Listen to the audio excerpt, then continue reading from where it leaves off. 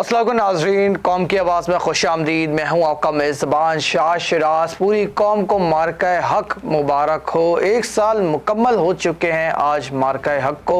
आज के दिन पूरी कौम बनियानुल मरसूस बन के सामने आई जब दुश्मन की जानिब से पाकिस्तान की सालमियत को चैलेंज किया गया, हमारे मासूम बच्चों को शहीद किया गया, हमारे मासूम सिविलियंस पर अटैक किया गया।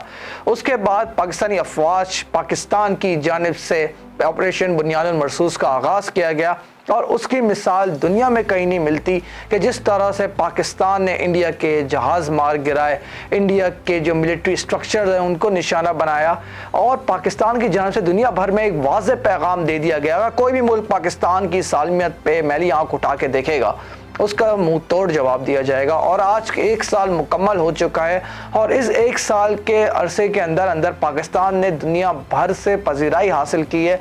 अल्हम्दुलिल्लाह पाकिस्तान आज दुनिया के फैसले कर रहा है। ये मार्का हक की कामयाबी थी कि दुनिया भर का एतमाद आज पाकिस्तान पे बहाल हो चुका है। मार्का हक से हमने क्या सीखा, मार्का हक से हमें क्या सीखने को मिलता है, आज का प्रोग्राम मार्का हक के नाम। आज का प्रोग्राम मेरे तमाम शहीदों के नाम जिन्होंने पाकिस्तान के लिए अपनी जानों का नजराना पेश किया। आज का प्रोग्राम पूरे पाकिस्तानी अवाम के नाम कि पाकिस्तानी अवाम अगर कोई भी मुल्क पाकिस्तान की सालमियत पे हमला करेगा तो बुनियानुल मरसूस बन के सामने आएगी। इसी प्रोग्राम का आगाज़ करेंगे। मेरे साथ प्रोग्राम में मेजर रिटायर्ड नदीम शेख साहब मौजूद हैं। Thank you so much for joining. Nadeem साहब, हमने देखा है कि 1 साल कबल पाकिस्तान ने आज अपने दुश्मन को मुंह तोड़ जवाब दिया और दुनिया को सबक दे दिया कि अगर कोई भी मुल्क पाकिस्तान की सालमियत पे मैली आंख उठा के देखेगा उसका भी वही अंजाम होगा जो भारत का हुआ। सर, हमने मार्का हक से क्या सबक सीखा? देखिए, मार्का हक से हमने ये सबक सीखा कि हमें अपने से कई गुना बड़े दुश्मन से भी डरना नहीं चाहिए, बल्कि अल्लाह पे भरोसा करना चाहिए। हमने जिस तरह से हमारी फौज ने अपने से 5 गुना बड़े दुश्मन से मुकाबला किया और उसको ज़ेर किया इस जंग के अंदर, और आप आज देखें कि भारत जो है पूरी दुनिया में इर्रेलेवेंट और आइसोलेट हो चुका है।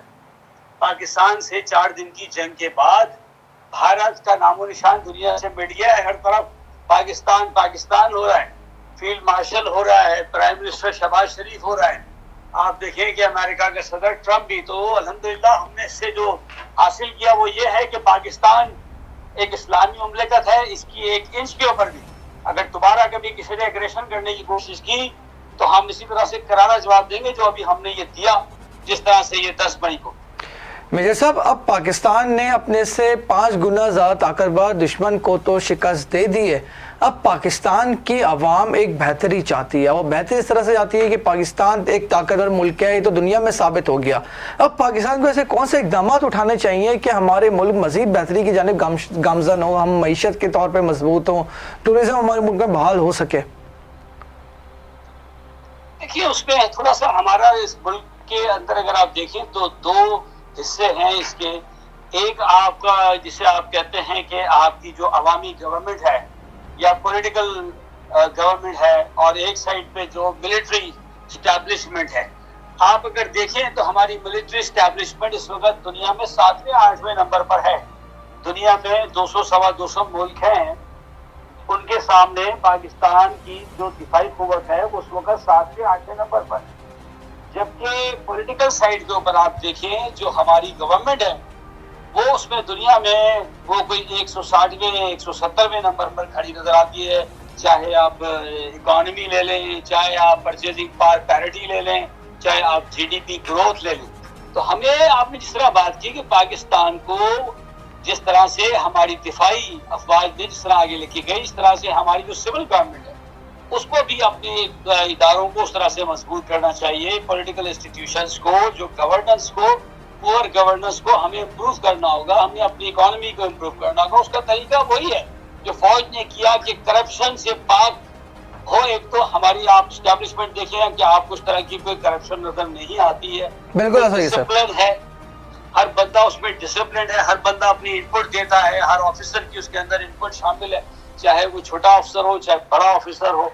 और यही वजह है कि अगर हम इसी तरह से लेकर अपनी इकोनॉमी को भी लेकर चले, अगर हमारी इकोनॉमी के लिए यही चीजें जैसे आपने बताया कि टूरिज्म है, मुल्क में जो सनतें हैं, और उसके अलावा जो एनर्जी पावर सेक्टर है, ठीक है, मैन्युफैक्चरिंग आपका जो शोबा है, पूरा ज़राअत है, یہ بڑے بڑے شعبے ہیں جس میں زراعت کو، انڈسٹری کو اور آپ کا یہ جو ٹورزم ہے، اس طرح کے شعبوں کو ہمیں آگے لے کے آنا ہوگا. ساتھ ساتھ جو سروسز ہیں جیسے صحت ہے، تعلیم ہے، ان کو بھی ہمیں آگے امپروو کرنا ہوگا. تو میں سمجھتا ہوں کہ ابھی ان کے پاس بڑا اچھا موقع ہے کہ اس وقت ہماری دفاعی افواج اور سول گورنمنٹ ایک پیج کے اوپر کام کر رہے ہیں. تو اب مل کر کام کرنے کی ضرورت ہے اور مجھے امید ہے انشاءاللہ تعالیٰ آپ دیکھ رہے ہیں کہ پہلے کے مقابلے پاکستان بہت آگے نکل چکا ہے. میجر صاحب وہی والی بات، پاکستان بہت آگے نکل چکا ہے مارکہ حق کے بعد سے.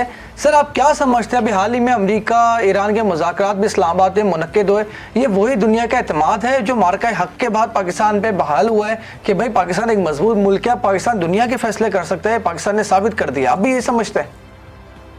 دیکھیں بالکل سمجھتے کیا ہیں، ہر چیز کے کچھ انڈیکیٹرز ہوتے ہیں، ٹھیک ہے، جن سے آپ چیزوں کے بارے میں اندازہ لگاتے ہیں. انڈیا کو امریکہ نے چائنا کے اگینسٹ ایز ایک ایلیفینٹ کے طور پر، وہ کہتا تھا یہ ایلیفینٹ ہے ہمارا اس ریجن میں، اور اس کو کوارڈ ایک تنظیم اس میں شامل کیا تھا اور کہا تھا کہ یہ ہاتھی کو ہمیں کھڑا کرنا ہے جو ہے وہ اپنا چائنا کے اگینسٹ. چائنا کو یہ لوگ ڈریگن کہتے ہیں کہ ڈریگن کے اگینسٹ، ڈریگن اور ایلیفینٹ. لیکن جب اس ایلیفینٹ کو ایک چیونٹی نے، جن کو وہ چیونٹی سمجھتے تھے، اس نے اس کو گرا دیا یعنی پاکستان نے، تو ان کو پھر احساس ہوا کہ یہ ایلیفینٹ تو کاغذ کا ہے، اصل تو یہ چیونٹی ہے، اصل تو یہ جس کو ہم چیونٹی سمجھ رہے تھے یہ چیونٹی نہیں ہے، شیر ہے. تو اب ان کا احساس ہوا تو وہ ڈیفینیٹلی اب پاکستان کی طرف ہوئے. اگر آپ دیکھیں کہ مارکہ حق سے پہلے ٹرمپ صاحب ہوں، دنیا کا ویسٹ ہو، یورپی یونین ہو، ان کا جو فوکس تھا وہ انڈیا کی طرف تھا. مارکیٹ کی وجہ سے، کیونکہ ایک بڑی مارکیٹ ہے وہاں ابھی بھی ہوگا، لیکن اگر آپ دیکھیں دفاعی اعتبار سے بھی اور ڈپلومیٹیکلی اس وقت انڈیا آئسولیٹ ہوا ہے، ارریلیونٹ ہے، دنیا کے اسٹیج سے غائب ہے. مودی صاحب کی کوئی تقریر آپ کو نظر نہیں آئے گی جو ایکسٹرنل افیئرس کے بارے میں کوئی نظر آ رہی ہو، کہیں جا رہے ہوں، آ رہے ہوں. اسرائیل کا دورہ انہوں نے ضرور کیا جو ساری دنیا میں ان کی بدنامی ہوئی. تو پاکستان اس وقت بالکل اس وقت سینٹر سٹیج پر ہے گلوبل کے، اور یہی انڈیکیٹر ہے کہ اس وقت امریکہ ہو، ویسٹ ہو، تمام دنیا کے جو صدور ہیں وہ پاکستان فون کرتے ہیں ہمارے پرائم منسٹر کو، ہمارے چیف آف ڈیفنس فورسز کو، ٹھیک ہے، فیلڈ مارشل آصف منیف صاحب کو، اور ان کے نام لیتے ہوئے نہیں تھک رہے یہ لوگ پوری دنیا سے.